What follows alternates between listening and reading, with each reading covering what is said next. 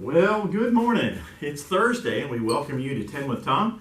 Glad to see everybody this morning as we continue our walk through the Hall of Faith that we see in Hebrews chapter 11. Yesterday we left off at verse 20, so we'll pick it up from there as we look into the life of Jacob and beyond. By faith, Jacob, when he was dying, blessed each of Joseph's sons and worshipped as he leaned on the top of his staff. By faith, Joseph, when his end was near, spoke about the exodus of the Israelites from Egypt and gave instructions about his bones. By faith, Moses' parents hid him for 3 months after he was born, because they saw that he was no ordinary child, and they were not afraid of the king's edict.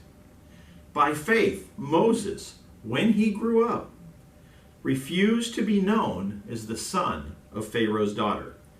He chose to be mistreated along with the people of God rather than to enjoy the pleasures of sin for a short time.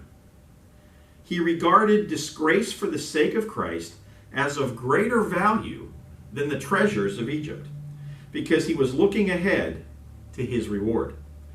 By faith, he left Egypt, not fearing the king's anger. He persevered because he saw him who is invisible.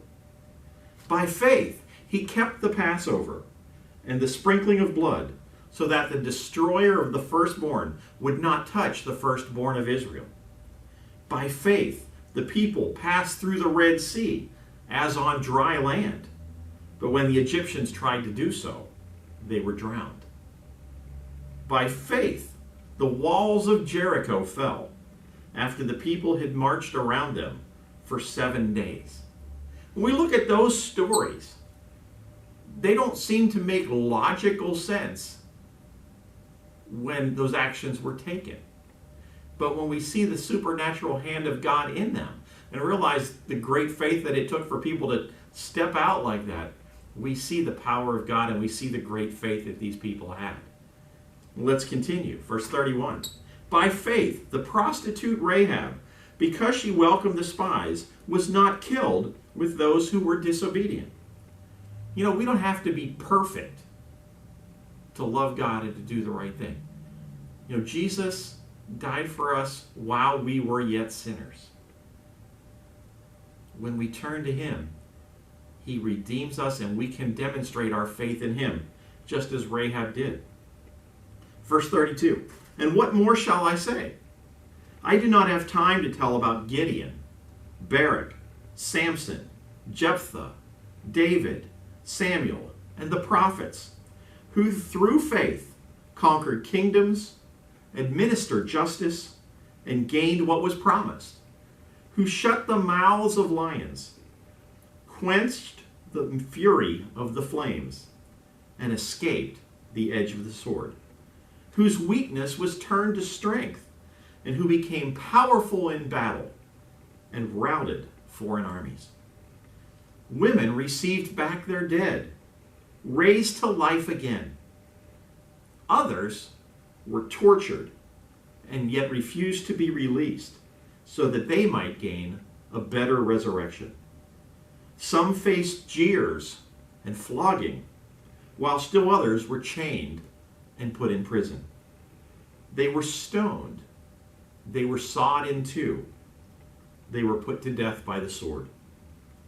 They went about in sheepskins and goatskins, destitute, persecuted, and mistreated. The world was not worthy of them.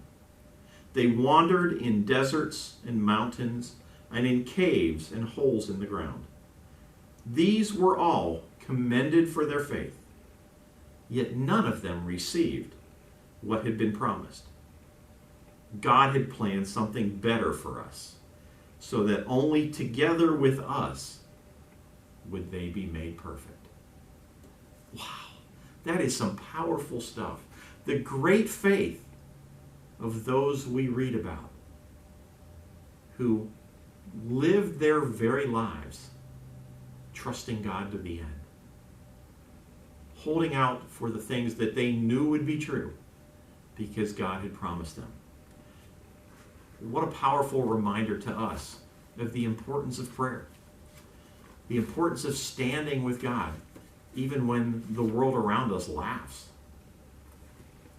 According to verse 35 that we read, it talks about those strong men of God who counted it an honor to suffer for Christ.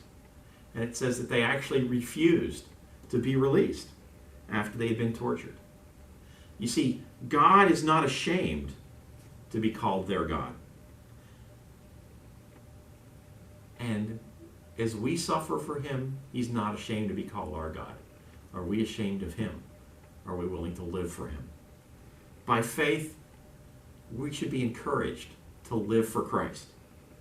That for which you are most willing to suffer for is the thing that is the Lord of your life.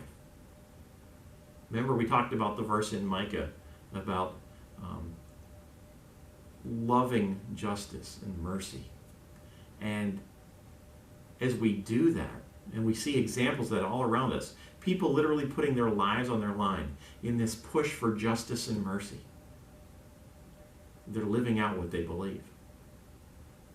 And so as we as Christians, are we willing to join them to live what we believe, to live for love and mercy and justice? Hopefully, that which is Lord in our life is Jesus. And hopefully, we will live our lives in a way that makes us worthy to be put in the same company of these people we read about in Hebrews chapter 11. So let it be said that you lived your life by faith. Because as we read yesterday in verse 6, without faith, it's impossible to please God. You know, as I was looking at today's devotion, I was reminded of a song by Elevation Worship about See a Victory. And I love these words from that song. I'm going to see a victory. I'm going to see a victory. For the battle belongs to you, Lord. That's how these people lived in Hebrews 11. They were living confident in victory because they knew who their battle belonged to. There's power in the mighty name of Jesus. Every war he wages, he will win. I'm not backing down from any giant because I know how this story ends. Yes, I know how the story ends. And then it says this. You, God, take what the enemy meant for evil and you turn it for God, or turn it for good. That's what God does. Trust him. We're going to see a victory. Live your life by faith.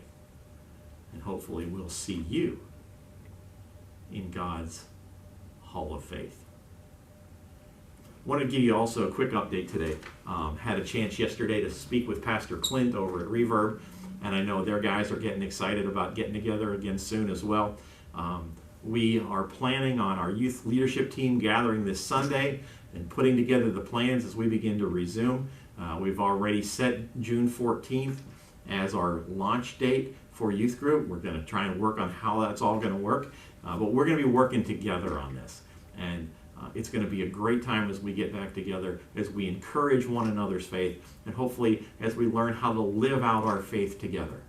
We're looking for some opportunities to be able to serve in our community, to serve each other even. And so I hope you'll join us as we move forward. Just a reminder, this Sunday we will be back in this very room having Bible study at 9 and 11. Then we have our meeting in the afternoon at 2 o'clock, 2 to 3:30. And so if you're not sure what that youth leadership team is all about, you'd like to be a part of it, we invite you to come out and do that, or get in touch with Will or myself, and we'll give you more information on how to be a part of that and what all's involved. We had some great wisdom thrown at us yesterday. The family table talk came from Proverbs. We heard from Pastor Clint with a great devotion from Proverbs. And we're going to be talking in our youth leadership team Sunday from Proverbs. There's so much in there. Dive into Proverbs. So, hope you guys have a wonderful Thursday. We'll talk to you again tomorrow. I love you guys.